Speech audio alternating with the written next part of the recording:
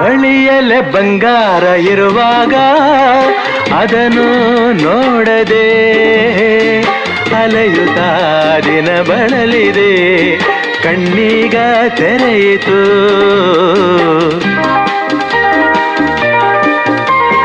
ಬಯಸಿದ ಸೌಭಾಗ್ಯ ಕೈ ಸೇರಿ ಹರುಷ ಮೂಡಿತು, ಒಲವಿನ ಲತೆ ಚಿಗುರಿತು, ಕನಸಿನ್ನು ಮುಗಿಯಿತು.